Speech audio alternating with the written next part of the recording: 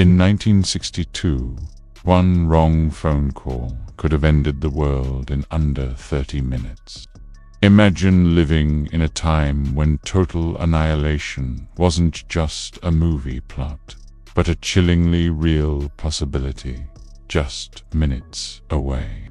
This was the reality during the Cuban Missile Crisis. It all started in October 1962. American U-2 spy planes, flying high above the Caribbean, captured photographs that sent shockwaves through the White House.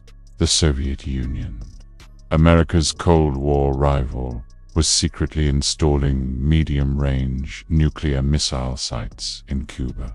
This wasn't just a political chess move. It was a direct, existential threat. These missiles, just 90 miles off the coast of Florida, could strike major U.S. cities like Washington, D.C., New York, and Los Angeles within minutes, with almost no warning. The balance of power had been shattered. President John F. Kennedy and his team of advisors, a group known as ExCom, were thrown into the most intense and dangerous situation of the Cold War. The options on the table were all terrible. Should they launch a preemptive airstrike to destroy the missile sites? This would almost certainly kill Soviet personnel in Cuba, an act of war that would trigger an immediate and devastating response from Moscow. The result? A full-scale nuclear exchange. World War III. The alternative was to do nothing, to allow the missiles to become operational. This would leave the United States living under the constant threat of a nuclear first strike, a gun permanently pointed at its head. Kennedy knew he couldn't let that happen.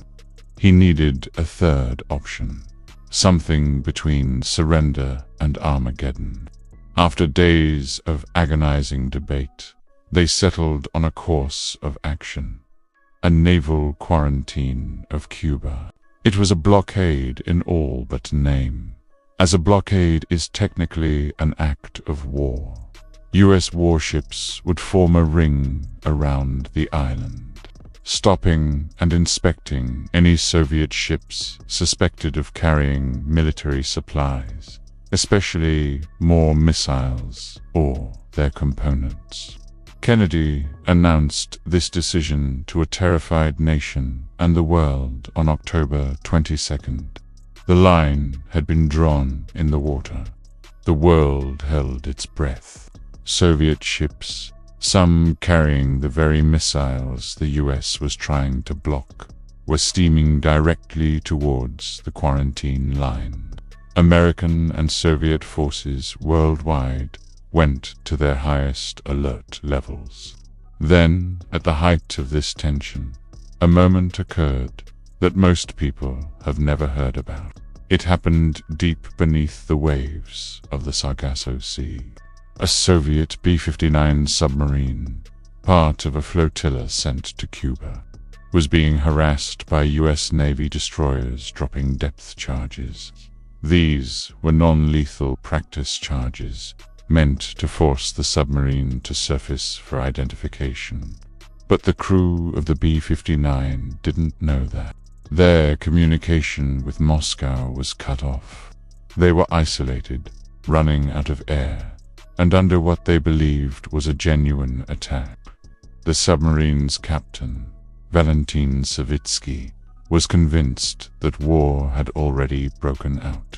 He decided it was time to use their ultimate weapon, a torpedo tipped with a 15-kiloton nuclear warhead, with the same destructive power as the bomb dropped on Hiroshima. Launching, it would have instantly destroyed the American carrier group on the surface, and in doing so, it would have started World War III. The protocol for launching this weapon required the agreement of the 3 senior officers on board. The captain gave the order. The political officer agreed.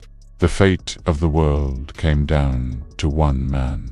His name was Vasily Arkhipov. He was the flotilla's chief of staff and second in command of the submarine. Despite the immense pressure and the chaos erupting around him, Arkhipov refused to authorize the launch. He argued against it, calming the captain and insisting they didn't have enough information to believe war had started. He single-handedly vetoed the decision. Because of his courage and cool-headedness, the nuclear torpedo was never fired. The submarine surfaced, and the immediate crisis was averted. Back on the surface, frantic, secret negotiations were happening between Kennedy and Soviet Premier Nikita Khrushchev. Through back-channel communications, they hammered out a deal. The Soviets would dismantle the missile sites in Cuba and return them to the USSR. In return, the US publicly pledged not to invade Cuba. Secretly, the US also agreed to remove its own Jupiter missiles from Turkey, which were just as much a threat to the Soviet Union as the Cuban missiles were to the US. On October 28th, Khrushchev announced over Radio Moscow that the missiles would be withdrawn. The 13 days of terror were over. The world pulled back from the brink. The crisis led to a period of slightly eased tensions and the establishment of the Moscow-Washington hotline, a direct communication link to prevent future miscalculations from escalating into nuclear war. But think about that moment on the submarine. If that one officer, Vasily Arkhipov, had agreed with his captain, history, as we know it, would have ended in 1962, and for decades, the world never knew how close it truly came to nuclear annihilation, saved by one man's refusal to push the button.